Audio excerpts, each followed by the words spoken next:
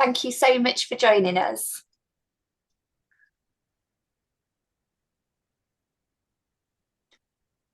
As you join, it'd be wonderful if you could introduce yourselves in the chat. Tell us where you're joining us from, where in the world have you joined from this today. Great to see some familiar names join in as well as some new ones as well. You're really, really welcome.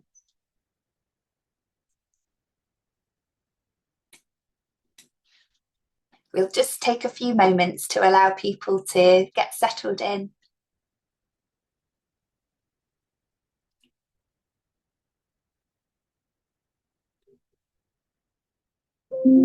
You're very welcome to pop your cameras on if you would like to, or listen in the background if not.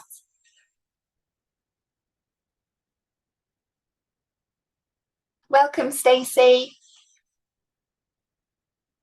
Oh, hi, Liz from Sigma Nursing. Great to see you.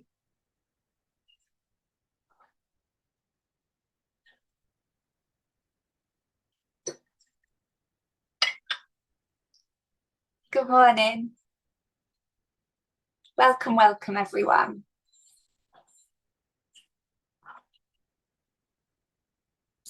So I'm going to make a start, and as people join, we'll welcome them along.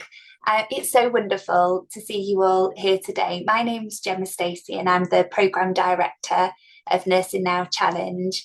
And it's my absolute pleasure to introduce you to Dr. Ariel Lananda, who is going to be the host of our webinar today. So just to give you a little bit of context to this session, we've been delivering a programme of sessions that we've called our Leadership Insights programme.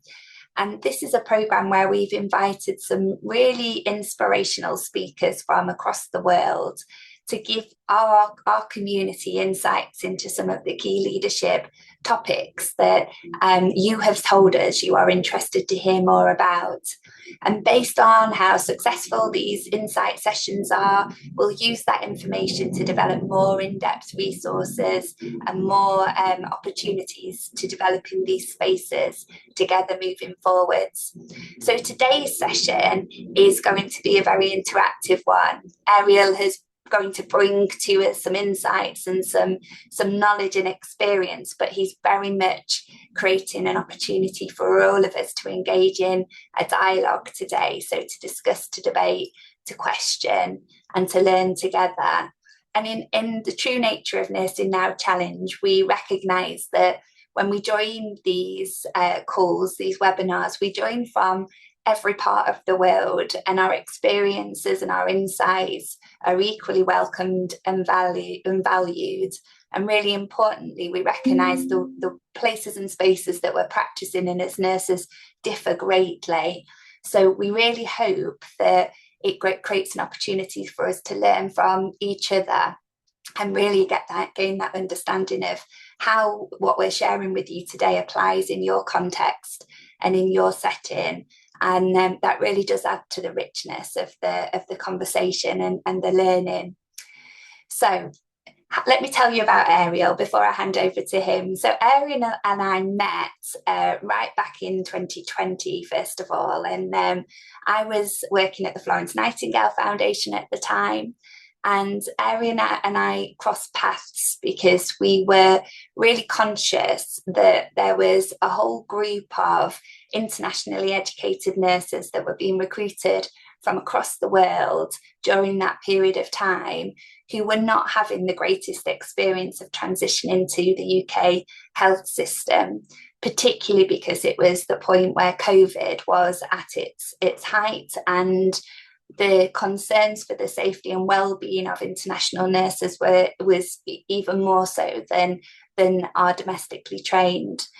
And what I was really struck by was the way that Ariel, as a motivated and values-driven nurse, created community, and that community was there primarily to address that need to offer support to nurses from the Philippines who were new to the country or who had been here for some years, were very worried about their own safety and the safety of their families.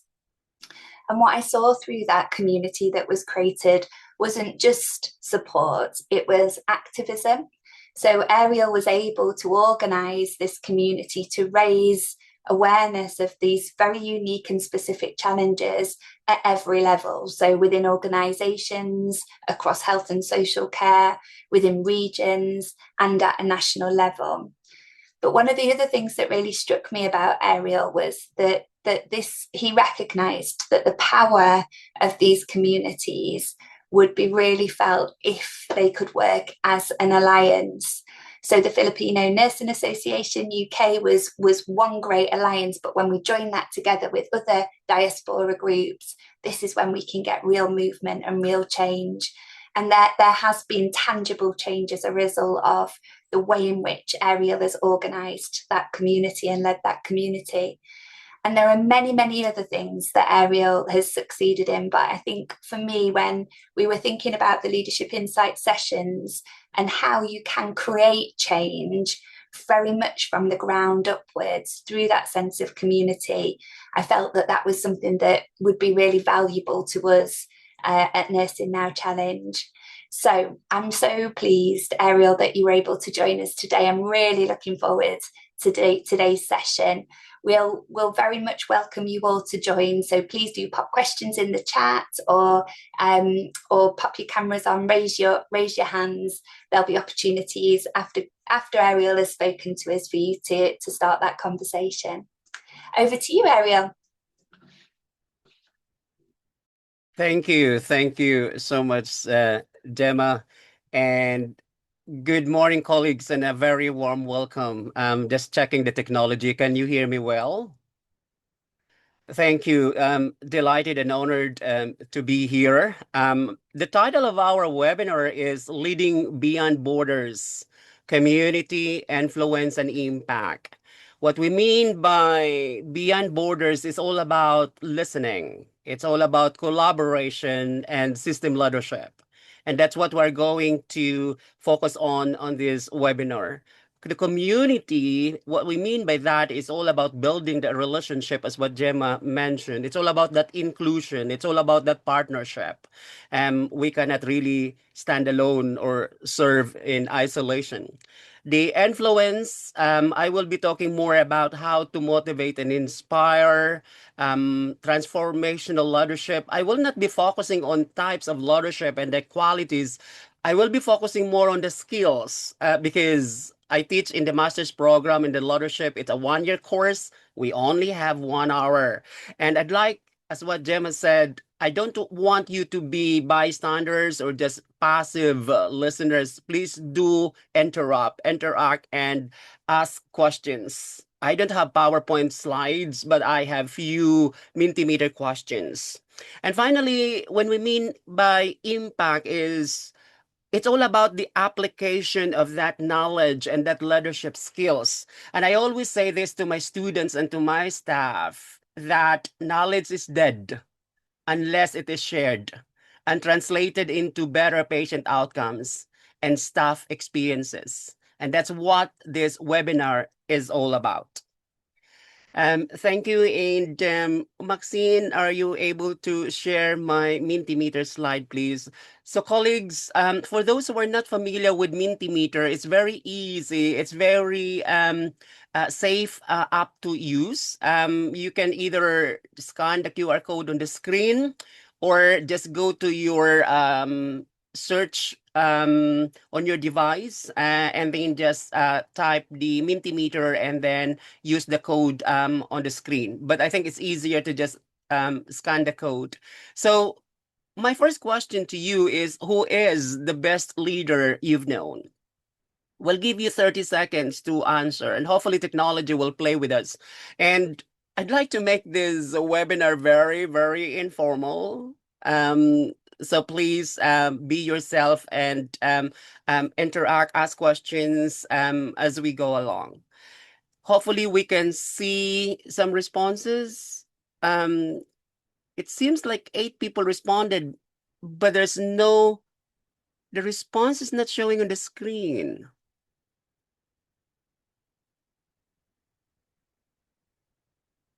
Right. Okay. I can see my service manager, right? Jesus. Right.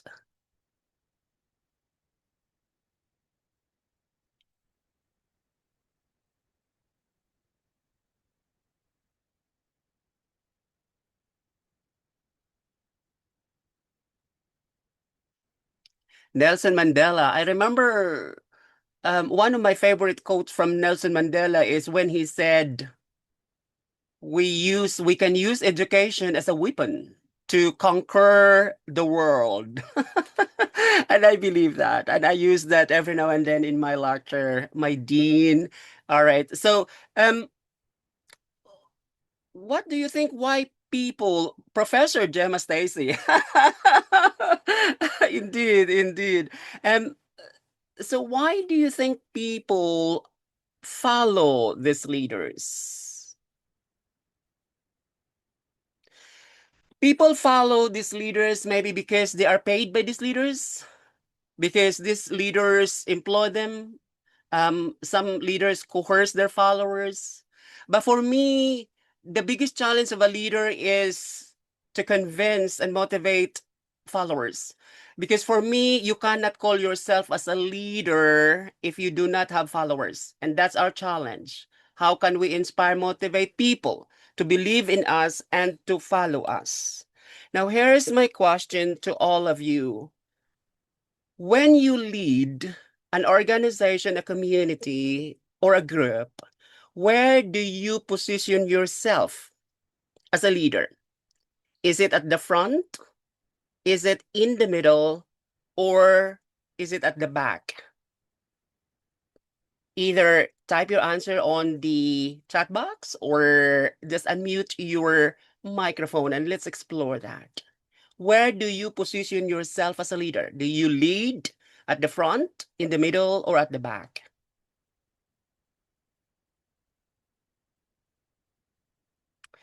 So I can see Visalakshi said, I would position myself at the back. And Faridat said, at the front. Rokaya said, in the middle. I am everywhere as a leader, depending on the need. That's quite safe. I lead from the ground within the community. Well, think about this, colleagues. When you lead from the front, if you are in the front, then the tendency is you can only see people closer to you. You cannot really see what's happening at the back. If you also lead from the back, then you can only see what's happening on the peripheries. Maybe you could argue middle is a better position. But for me, based on my experiences, both in my voluntary service, in my own private business, and in my work, for me, I lead from the top. I'm on the top. I'm not on the ground. So when I am introduced, when we run webinars and conferences, when people heard my biography, they ask me, "Do you still sleep or yell?" And I said, of course I do, and I snore a lot because it feels like I'm doing quite a lot of things. Actually, I'm not, because when I lead, I use the principle of helicopter leadership. And don't get it wrong. It's not dictatorial. When I mean by leading from the top is when you guide people, if you are on the top, you can see what's happening on the ground. So just bear that in mind. And as I said, in the next Mentimeter slides, I will be asking few questions about the skills because we don't have really the time to talk about the styles of leadership or the qualities of leadership, and we will try to cover as much as we can. So the next question for you is: Are leaders? Do you believe that leaders are born or made? And please do not ask AI. I am asking you, I'm not asking AI. Personally, do you believe leaders are born or are they made? Right, okay. Um, we'll give you 30 seconds. Salvia, I believe leaders are born. Right, okay. How about the others? If you can use the Mentimeter so we can capture the data. So three of you said leaders are born. And 5 said leaders are, well, both. I mean, sorry, made and both made and born. So no one really said that leaders are born. So we have how many? We have 19 participants, but we only have 11 responses. So if you look at the research, and there was a research conducted regarding the twins in 2006. And some authors would quote 60-40%. Others would quote 30-70%. So 30%, we are born to have that genetic predisposition. We have the tendency to become a leader, and 70% are being developed. Personally, for me, yes, they are both. And we cannot really quantify that. Maybe if you have that 30% tendency in you, but that's 30% doesn't make you an effective leader, that needs to be developed further. And that is why the Nursing Now Challenge is one of those organization platforms, the Florence Nightingale Foundation, the Royal College of Nursing Foundation, and many others. Our Alliance of International Nurses and Midwives Diasporas, these are the forces, the external forces that contribute towards the development of this leadership skills. So for me, leaders are both made and developed. All of us have that trait to become a leader. It's on our gift. It's on our power to develop and enhance that. And believe me, we cannot do this alone. Synergy is the name of the game. 1 + 1 is not 2, but 1 + 1 could be 50, could be 100, could be 1,000. It's partnership. It's all about working and learning from each other. Okay, thank you. Can we please move on to the next slide? Because I'm really wanted to spend more time on questions and answers. So these are the leadership skills that I have identified. So please, I'd like you to rank these leadership skills based on what do you believe that the most important skill that as leaders should have? Is it being well organized? Is it knowledgeable? A great listener, or ability to inspire, or ability to motivate others?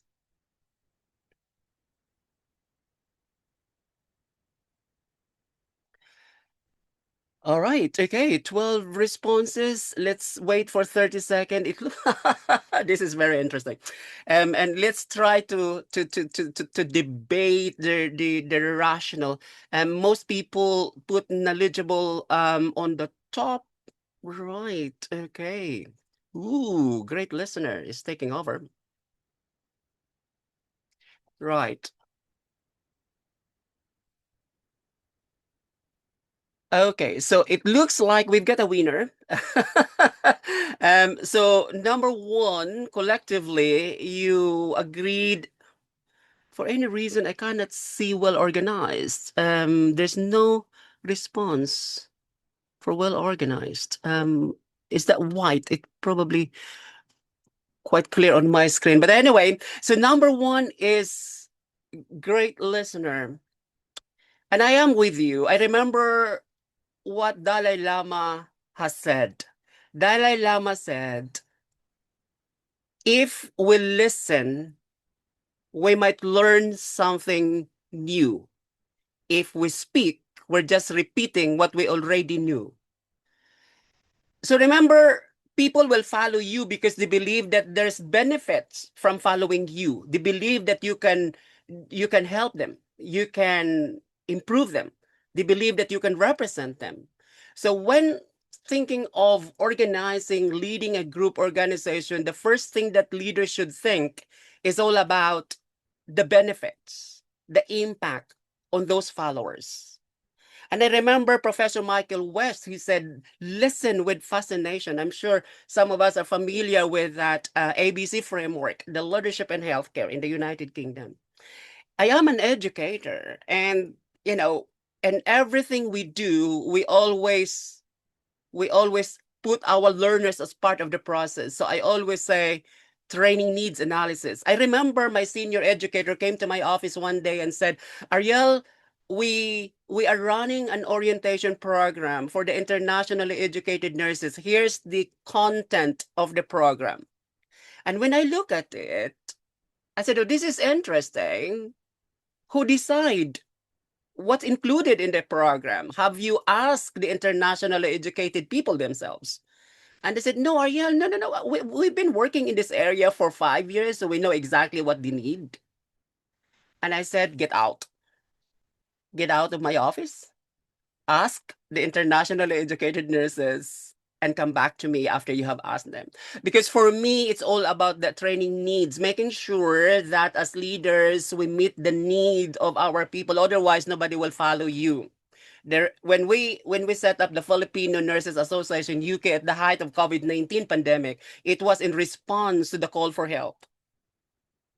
That is why we grow from 12 members to more than 3,000 members now.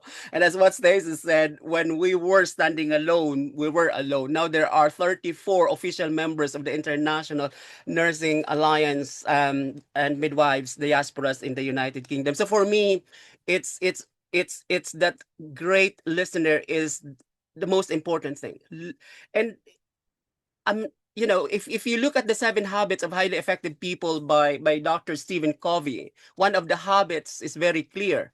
Seek to understand, to be understood. Seek to understand first.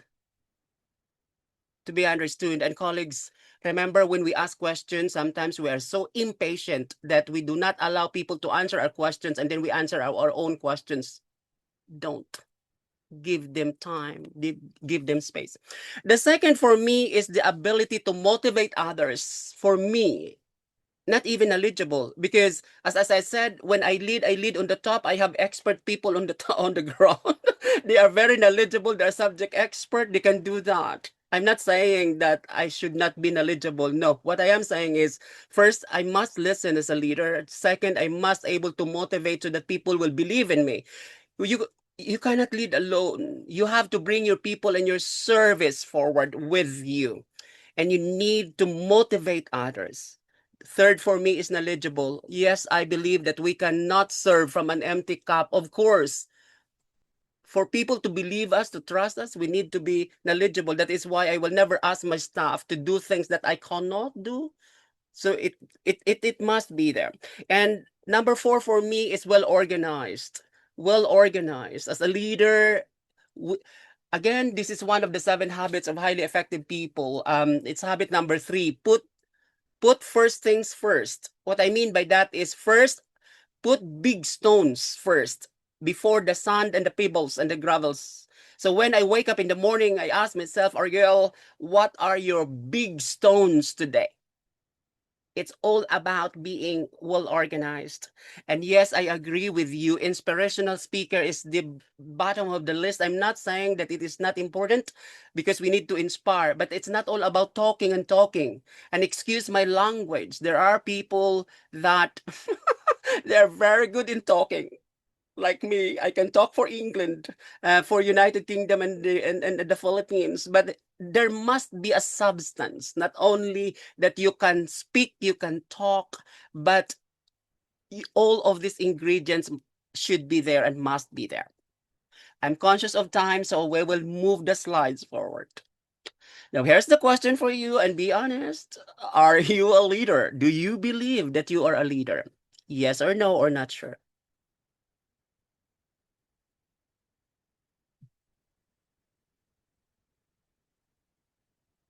Now, this is really interesting. This is really interesting. All right, we'll give 30 seconds.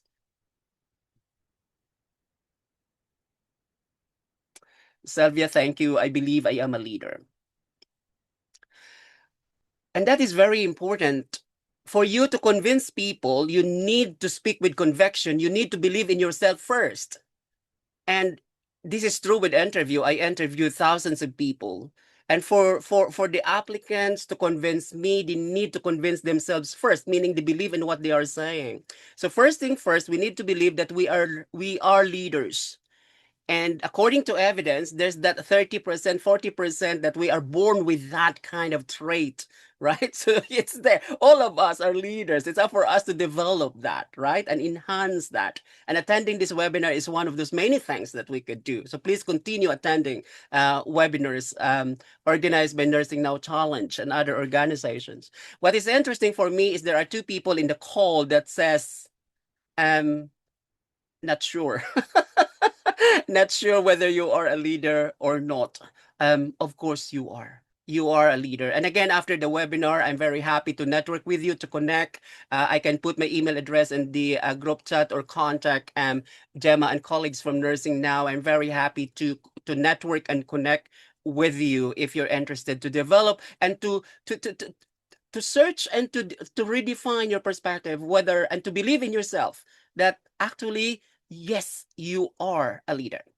All right. Let's move on. I think to my last question. Oh, brilliant. That's my last question. So we can stop sharing the slides so we can see each other. Colleagues, remember this. When I arrived in the United Kingdom, I was a healthcare support worker. I was a band 3. Now I am a very, very proud head of education and training at Oxford University Hospitals and its Foundation Trust, a band 8B. And I also teach at Oxford Brookes University in the master's program. And I'm also an external examiner at the University of West London in their master's program. What I mean by that is, if you wish to reach the highest, begin from the lowest. It's a journey. No matter where you are in the platform, we are all together in this journey. These words are not mine. I just borrowed it from Publicio Cyrus. If you wish to reach the highest, begin from the lowest. And another thing I learned is one broken dream is not the end of dreaming. And there will be moments that we are tested. Goodness me, if you listen to my biography, probably you will say, wow, Ariel, you're very, very successful. You don't know me. The percentage of success and otherwise is 30-70. 30% successes, 70 otherwise. Take note, I did not call it as failures. I call it otherwise because these are opportunities for growth and development. And finally, before I open the floor for questions, remember that leadership is so huge, right? You cannot learn leadership in 1 hour. But remember, the way to eat an elephant is not to swallow the whole elephant. The way to eat an elephant is not to swallow the elephant. And one of my students said, Ariel, I don't eat elephant. Fair enough. I think it is illegal to eat an elephant. I don't eat elephant. But if I use cake as an example, how do you eat cake? Do you swallow the whole cake? Of course not. You slice it bit by bit. Remember this. Do not look at the past with anger, nor look at the future with fear, but look at the present with awareness. Thank you. I will be very happy to answer any questions you may have. Thank you so much, Ariel. There is just so many real nuggets of insights there, really excellent. And I know that you will have really got everybody's brains whirring and thinking about questions to ask. If people do have questions, just pop your hand up and we'll come to you, or you can pop them in the chat if you don't feel comfortable to. But while you're thinking about some questions, I'll perhaps start, Ariel. So from your perspective, when we think of our audience, our community of students and early career nurses, what's your thoughts around the opportunities for people at that stage in their career to identify as leaders? And sometimes we hear from our community that it feels like what we're talking about is in the distant, is for them in the future. What's your thoughts on that? Thank you, Gemma. That's actually my Doctor of Education thesis. It's that transitioning from being a final year nursing students into a newly qualified registered professional. What I say is be honest, and do not, excuse my language, do not suffer in silence, right? Be honest, know yourself.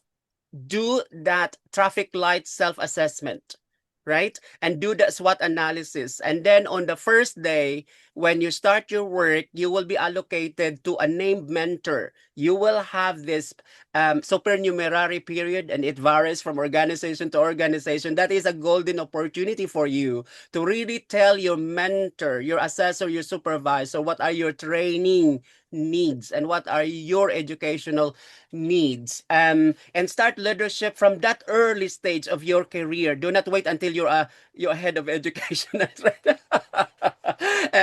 So you know, you have to think of a ladderized approach, right? Let's start. The best way, I think, probably to remind our colleagues is Professor Patricia Benner's model, the novice to expert models. Believe me, those directors, those experts, once they were very, very novice, right?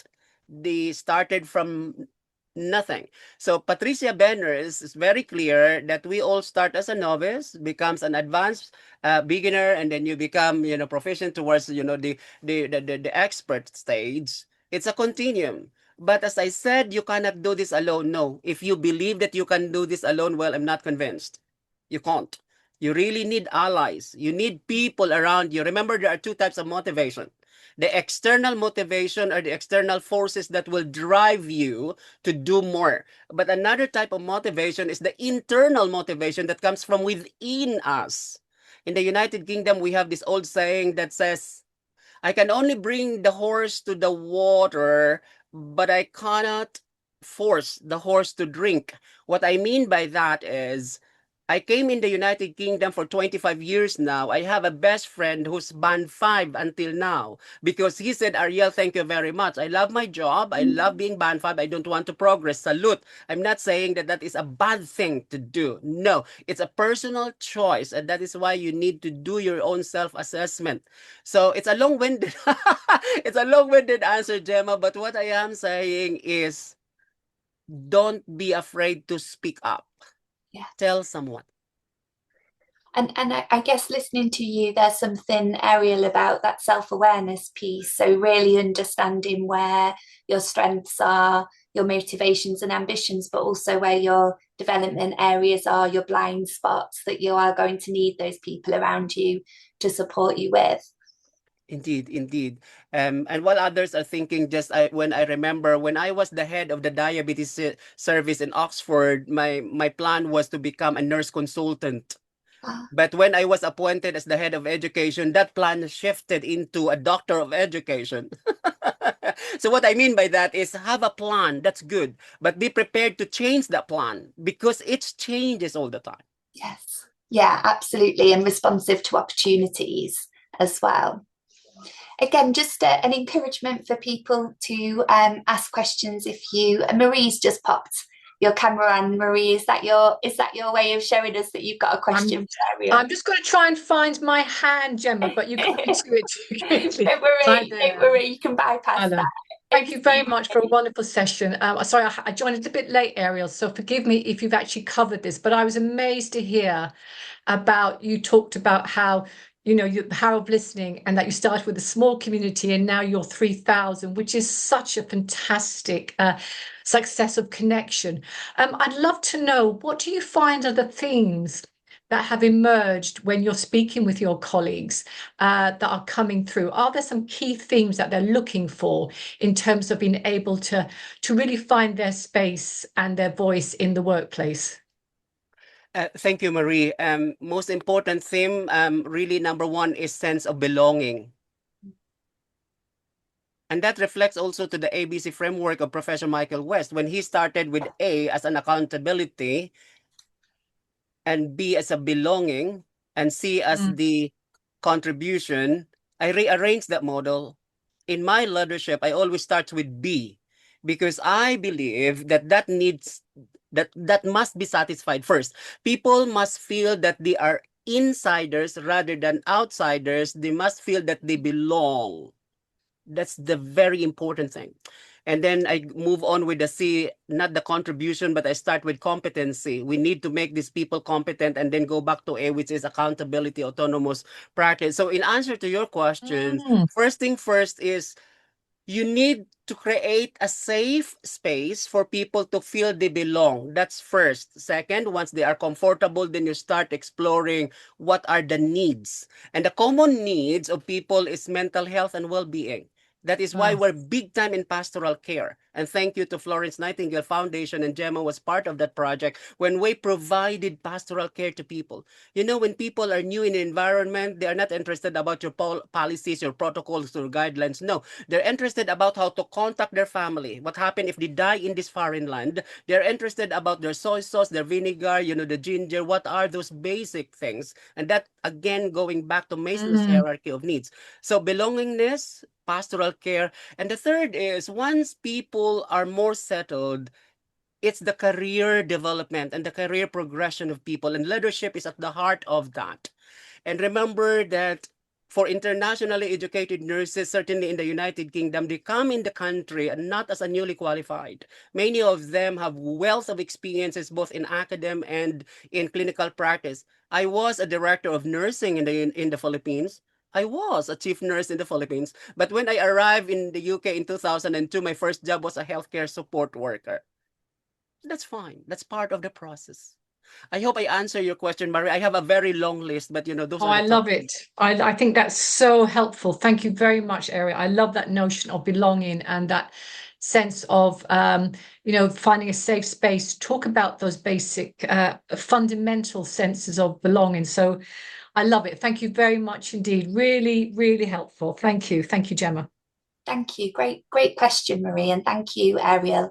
You made me think very much around this whole kind of focus around flourishing, and Claire Cable, who's the chief executive at Burdett Trust for Nursing, has just published a book. We'll pop the link into the chat. But this idea that if we are to be the best versions of ourselves as nurses and midwives, that we need to really pay attention to those human dimensions of what we need to flourish as people, and not to neglect or to deprioritize those elements of what makes us who we are and drives us and fills our energy and our hearts to be able to care authentically. And I think that that's something that we don't give enough attention to often.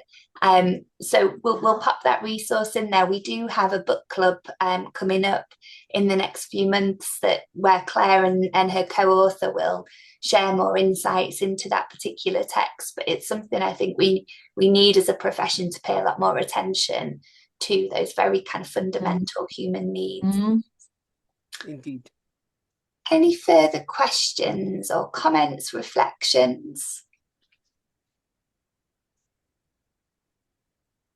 If I may, Ariel, if I could perhaps ask you a question about, I'll pause and I'll come back because Stacey's popped her hand up, and I'll hold my question. Stacey, over to you.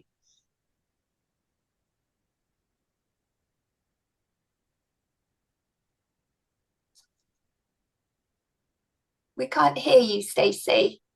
Am I on mute? Oh, we could hear you a little bit then, quite faint.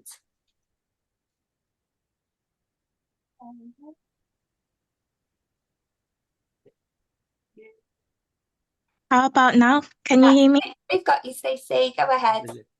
I just want to say thank you, Ariel, for this, for everything you've said. You've really been educative, and you've given the insight right from your own experience, and you've been very, very relatable. I appreciate it.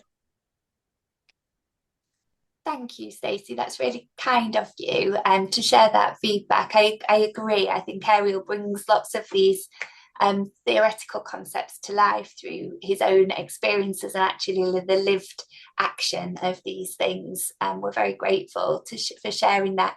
I wonder if we could ask you a little bit more about that journey, Ariel. You've touched on it slightly around your beginnings and how you've ended up here. I wonder if you might share a little bit more about that personal experience. Sure. And again, thank you, Stacey, for the generous words. Again, I'm happy to connect and network after this webinar. So, Stacey, if you're asking about my career journey in the United Kingdom, I started that journey in 2002. It was October. It was dark. It was cold. It was depressing. And in fact, after 2 months, I said to my manager, I'm going back to the Philippines. This is not the promised land that I was told when they recruited me back in the Philippines. But thanks for that experience. Now I own an international recruitment agency myself. So I make sure that it is ethical, it is honest, it is transparent. So when I said to my manager, I'm going back to the Philippines, my manager cried because she herself doesn't know how to care for us, because we were one of those first new internationally educated nurses in the trust. So what I mean by that, colleagues, is we should not only rely on people to support us, but we should tell them how to support us. This is where I teach transcultural nursing. I am a professor of nursing at Central Philippine University, and my topic is transcultural nursing. This is where we need to share that knowledge about cultural awareness and competencies. So she suggested, Ariel, why not go out? Go out with friends and have life? Because I was so depressed. I was so lonely at that time. I followed the advice. And here I am. I've been here in Oxford, soon to be 25 years. We will be celebrating our silver anniversary next year. Oxford University Hospital promised to give us a big, big party. A very proud British citizen. I have achieved quite a lot in this country now. I mean, so from being a band 3 to a band 5 to band 6 to band 7 to band 8A to band 8B, and then I was supported with my teaching qualification. So I'm a dual registrant in the United Kingdom. Hey, I'm very proud. I'm a registered teacher and a registered nurse. I have my master of science in nursing education. And as what Stacey said, this year I finished my Doctor of Education, and I'm very, very, very proud to be a Doctor of Education. So you see, that's what I said earlier, that if you wish to reach the highest, begin from the lowest. And remember, you cannot do this alone. There are people and managers. My managers is certainly one of those people. Thank you, Ariel. And in terms of the community that you have created, the Filipino Nursing Association UK, and how that's now developed into the UK Alliance, would you mind sharing a few insights into your approach to leading in that space? And I guess the important things for our community is sometimes we are asking or encouraging them to lead in areas that they feel really passionate about, but they don't feel they have authority. And I would imagine that might have been a similar experience for you at the start of the journey. Indeed. So let me start from our local Filipino community of Oxfordshire, and then move to the Filipino Nurses Association, which is a national UK organization, and then the Alliance. So when I arrived in 2002, there was no community, there was no support. During working hours, the hospital is brilliant. You have mentor, you have colleagues, you have everybody asking you, how are you? You have tea, coffee, you have your break, all of that. But when you finished work and come home to your accommodation, a very small room, and when you close the curtain of your windows and close that door, that's where homesickness kick in. That's where loneliness and depression kick in. So then I started sharing this experience. Initially to 5 people, and to my surprise, those 5 people felt exactly the same. Remember what I said? Do not suffer in silence. Speak up. Tell people. So then that was the start. It was 5. So we come together and barbecue and all this, basic thing, party, go to the pub. And then there was a missionary nun who really kind of brought us together. And then that 5 people became 12, and then 12 now become more than 3,500. And I've been the chairman of the community for many years until now, because when I resign or resign, people said, if you resign, we will go away as as well. So please stay there. So I'm here. And then at the height of COVID-19 pandemic, I received this, people contacting me, Ariel, what will happen to me if I die in this country?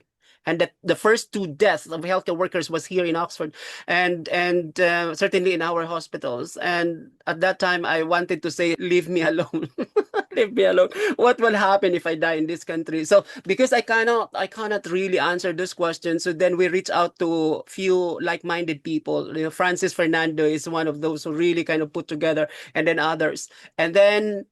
So we conducted a simple webinar, and then we grow in numbers. Now there are more than 3,000 members. And then we have done a lot of pastoral care, career development, interview, skills workshop, leadership skills workshop, and then other group, come up and organize themselves. And then they have seen, well, we have seen the potential. Why not? Let's synergize. Let's come together as one. And I'm very proud. Last January, we come together and we have this alliance of international nurses and midwives diasporas, and I am elected as the national chair for 3 years. So I'm working with 34 presidents of different associations, you can imagine. But if you bring these minds together, you can produce much, much better.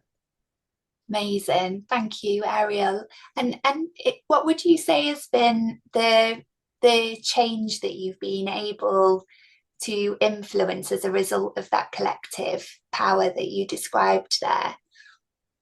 I believe we have done a lot, but there are still a lot that needs to be done. Certainly, people feel that they belong, that there is association that standing with them, they become more courageous to speak up because they know that there's an association. And we have also supported a lot in terms of the mental health and well-being, the pastoral care, but also the career development and the leadership. I remember when we started, there were only like less than 20 Filipinos who are in band 8 and above position in the National Health Service. Now there are more than 500. So we mentor others, and then we inspire others. We help them to progress, and that's the same with other organizations. Now we have the name, we have the momentum. So we have now been working with foundations like the Florence Nightingale Foundation, the RCN Foundation, the Unison, the NMC. I am now part of the advisory group. I'm part of the Nursing Now Challenge. I've been in the Parliament, the UK Parliament, several times. We lobbied with the ambassadors and high commissioners. So we have that momentum, and we want to continue and to make really an impact, not only for our people here in this country, but also for the people and of the countries where these internationally educated people came from. What I mean by that is the giving back. And I'm glad that we have global community here, because nurses, nurses is a passport that bring you anywhere to the world. And that is why we said it's a global talent with a local impact, right? Because we migrate and we share our expertise. We serve 2 countries at least, our own country of origin and the country where we are currently serving. Wow, my goodness, Ariel. And I agree, there's been such significant change. And I think in some ways those hard measures in terms of the progress, the career progress, and seeing people being able to reach those leadership positions is almost like the accumulation, isn't it, of all of the different aspects of support, community, mentorship, all of those elements coming together to give people the confidence and the skills to be able to put themselves forward for those roles. I think the other side of it has been the way that you've educated organisations to understand the diversity value that brings to the leadership, and how different kinds of perspectives, cultural origins add richness to the leadership architecture within an organisation. And there have been really explicit examples over the years where you've had to challenge discrimination, haven't you, Ariel? And really really go in, lean into those hard spaces and help people to really advocate for themselves. Indeed. Thank you, Gemma. I can see a few questions on the box, but let me just mention this while I remember. I am very, very proud that I am an ambassador for diversity and inclusion. And in fact, for the last 3 years, I've been organizing and running this diversity valuable tournament here in Oxford for healthcare workers. So you have doctors, nurses, AHPs, and cleaners, and chef, and that's reflected in all of our programs and initiative. I believe that as global community, we are like a box of crayons with so many colors inside the box. And for us to be able to create a most amazing piece of art, we need those colors. We need those colors. That's a wonderful analogy. Thank you, Tracy. Tracy, I'm just looking at the question from Faridat. Yes, yeah. So Faridat's asking around how you have kept moving forward when you've experienced resistance in education, in career progression. Did I moan? Of course I did. Did I cry? Of course I did. But remember what I said. I think it's the first habit of the 7 habits of highly effective people. Dr. Stephen Covey said, be in control. Meaning, be proactive, be in control. So these are the circumstances around you, the weather, the people, the systems, blah, blah, blah. This is you here. You cannot control these people and circumstances. Yes, I've been through the racism and just treatment and all of that. Yeah, I cannot control that. What I can control is how I respond to it. I love the Koreans people. I don't know if we have Korean colleagues here because they keep saying fighting, fighting. And that's really in my head. Ariel, fighting. Don't give up. Don't give up. In fact, as a result of those setbacks, rejections, I don't call it as rejections, it's redirection. If they say no to me, well, thank you very much. I move on. I will find another door, right? So as a result of that, I develop a shield. I call it ingredients for success. Would you like to hear my 3 ingredients for success? Yes, please. That would be wonderful. So 3 ingredients for success for me. Number 1 is willingness. The willingness to ask for help, the willingness to accept help, and the willingness to wait. Patience is part of that. Remember, the problem with people sometimes is when they plant apples today, they want to harvest apples tomorrow. It doesn't work like that. So patience is a key. So willingness is number 1. Number 2 is tenacity. Tenacity is our ability to keep fighting and keep going and don't give up easily. Rest if you must, but don't give up. I remember during my master's journey, I finished my master's in 7 years instead of 5 years as a part-time student because I lost the funding. The funding was given to someone else. I cried, of course, I did. I moaned, of course, but I did not give up. I come back the following year and apply for funding again. So, hey, I finished my master's. So tenacity is the second. And the third is resilience. Resilience is our ability to recover. Remember, we will be tested and we will be tested again. And the road to leadership is not always flat. The road to leadership is sometimes uphill, sometimes downhill. It's not always dry. Sometimes it's slippery. But remember to stop, learn, reflect, and move on. Remember I said earlier, just don't look at the past with anger, nor look at the future with fear, but look at the present with awareness. It's the mindset, is the short answer to that. Absolutely. Thank you so much, Ariel. I think that's a really brilliant point for us to finish on today's session, and really just to offer mine and our community sincere gratitude to you for the time that you've spent with us today. There's been so many insights, I think, that have resonated with me personally, and I'm sure others that are on the call today. Really inspirational. And I think those key messages, those 3 ingredients, are really important for us to think through as a community, because we're leaning into tough, difficult stuff. This is not the easy route. When we choose to lead, we want to influence change. We are therefore putting ourselves in the territory and the terrain that requires a lot of ourselves.